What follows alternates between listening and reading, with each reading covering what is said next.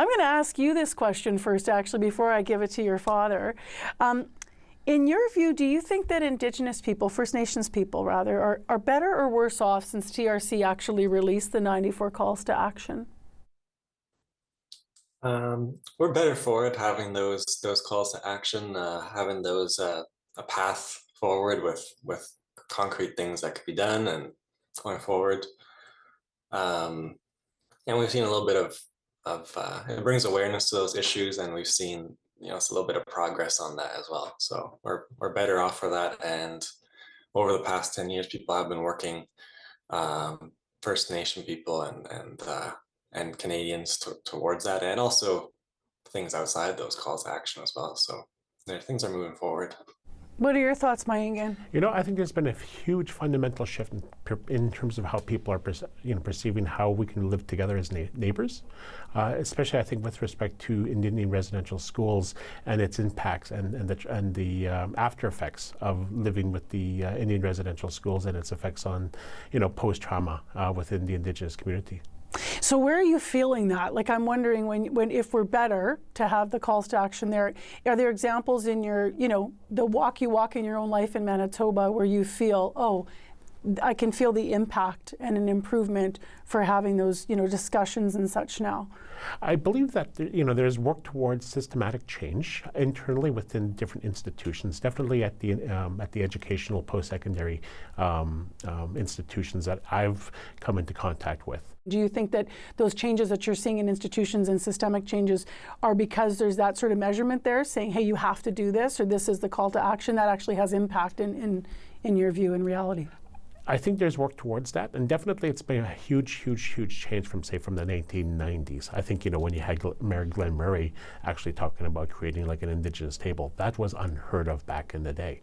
When I come back to Winnipeg, or I bring people from outside of Winnipeg, it's really strong just to see the impact or the visibility that we have now, and also when it comes to just our people being there and being visible, and different organizations that are there. It's powerful to see that.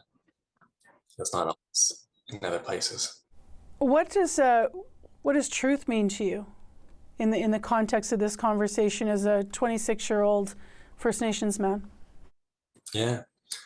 For me, I think the most important part is the history, and I think that the awareness of the history, I think that's one of the strongest impacts that it's had, is people are really more aware of that impact of the history with the residential schools. What are the treaties? That's been really strong. So that's really the main pillar of the truth part. And Maeengan, how about for you? What does truth mean for you in this context? Definitely, truth to me means just understanding that this has happened. And people, and again, the Canadian settlers need to understand that, Indian residential school has happened. It was genocide.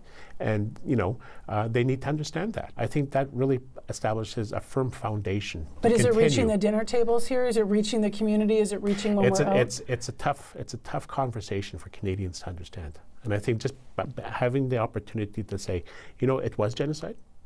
Then from there, let's continue that path forward with respect to reconciliation. And the framework for that is the Truth and Reconciliation recommendations. Certainly, it is a tough thing for Canadian settlers to think about.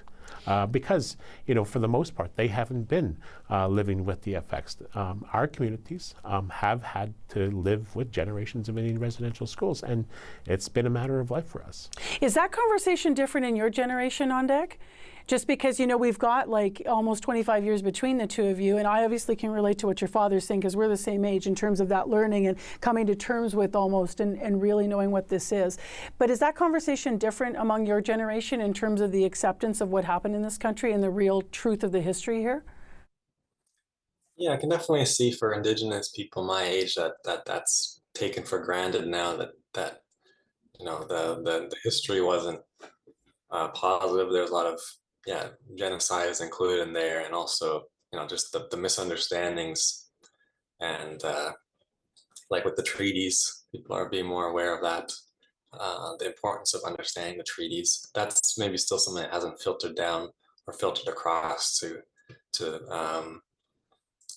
non-Indigenous people, but about the importance of the treaties or the ways that they're still a strong way forward, and that they've been kind of misunderstood. Like, what does that mean for our rights to hunt and fish, for one thing, or what does that refer to language rights, or that kind of thing is still not out there, because it depends on your area as well. I'm just wondering, that there's obviously the teaching of the future 7 generations. So when you look ahead and you think about, your son, and you think about younger people in the position we're at now, what's the most important thing at the top of the list for reconciliation for those generations to think about? So one of the things that, when we've had discussions with Aandeg and I, I've always said, you know what, Age, you are like the first generation to live without the Indian residential school system, or the second without, and having that community, having your parents, having your mom, having your uncles, all kind of supporting him. And for myself, my mother, went to residential schools, and she made the decision for me not to go to a residential school. That being said, I still had to live with almost like the dredges and the effects of that system. So I've always said that, I think, my generation is probably the prototype when it comes to living without the Indian residential school systems. And I think, when we talk about, making sure our children, have that support and they have that example of parents, wanting to provide for their kids in the best that they can do, I think that is what we need to do. It's what you just said is really significant. Your son's generation will be the first generation, without the residential school system of impact sort of, coming down. Yeah. What did it mean for you then to not have that support system? And, how did that impact who you are and affect what you want to give to him? That you weren't able to have because of the history of this country? I've been blessed by an amazing mother. She, has supported her career and myself and our little family unit, along with 2 cats, with, language, with the Anishinaabe language. And she's been able to use that talent and that gift to provide for us. She knew that, living back out in the reserve when we didn't have running water, electricity, or land access, that, she had to move off reserve in order to build that career. And then at the same time, when she did that, she also provided me opportunities to learn about the world. Like, I'm hoping that when AJ is, 90 years old and he's with his grandchildren, and their grandchildren, what kind of family do we have? Well, we're a family of adventurers. There's a picture of Gukum, my dad, and myself in front of like the Eiffel Tower, in front of Congress, in front of the pyramids. And yeah, I remember all these road trips we go on, and with all of us. And I remember one time you wanted her to tell me a legend, and I think because we broke down on the road somewhere. But then we were sitting there hearing this legend that Kokum was told as a kid. I still remember that, and to know, where we come from, but also that we can go anywhere. Speaking Ojibwe, sometimes he says stuff in the airport or something. Let's go, Majada, or something like that, so we don't get understood. So in terms of the language in your family, which is obviously reclamation of language is a big part of reconciliation, how much Ojibwe do you speak, Aandeg? I think I'm getting to be fluent myself. When I started learning, it wasn't really a grand, vision. Oh, I'm going to learn the language. It was just something that was fun as a kid. But still, I think it connected with something that I felt I needed. So I just kept doing that, and I got to go with my grandma. So I'm lucky with that. Not everyone has their grandma they can travel around with and go to classes and learn from like that. That's for me what's been really important, and just made me feel so much stronger, because we're in, I don't know, Staples or something, and not something you associate with Ojibwe language, but then we're talking in there, or when we're traveling now we can speak. And I think one thing when it comes to language and culture, and it's like there is a divide, or there's a divide between the language speakers. Let's go do the younger people really want to learn, or it's like, what do we share? What do you share with them? And so that's something to kind of overcome. We're really I guess I could say we're really starving for that knowledge or that connection sometimes as young people. Are there challenges that you still like might have in your daily life where you say, you know, the message is not getting through, reconciliation, we need to do this so we can reconcile? I think when we had the election of a new provincial government with Premier Wab Kinew, I think that was a definitive fundamental shift in electing a First Nations man to be a leader of a province within Canada's Confederation. Because with First Nations and other Indigenous governments, you know, they are beholden to program budgets and the service agreements that they have. And so there's no, you can't deviate what are acceptable expenses based upon those agreements. But having the opportunity to have your own source revenues to provide for programs and services not covered by those agreements is an opportunity for governments to, you know, increase the quality of life for their citizens. That, to me, I think is a fundamental shift, because you could have increases in program budgets, but you're still beholden to those operating agreements. Got it. Enabling First Nation governments to, you know, decide how they're going to make money and how they want to spend that money. Well, you know what? That makes a huge difference. That's a shift. It is a huge shift. Yeah. And you think that it's happening because the Premier understands, because he's a First Nations man? Absolutely. Yeah. I think it's really important to understand that, just like when we're talking about what does Wab being elected mean, right? What does it mean? It's important because he's from his community. What do you hope, Aandeg, that people think about on Truth and Reconciliation Day? Well, it's understanding, what the truths are. Again, going back to, what's the history, but more concretely, just where do we go from there? How about for you, Maeengan? Where, as we move forward, what for you is the most important things people think about as we move forward with the calls to action and with reconciliation? So I think when you're looking at reconciliation and what the outcome that we wish to journey towards in terms of, and I believe we need to establish a vision that says, you know what, First Nations, Indigenous peoples need to have the opportunities to have Sunday dinner together.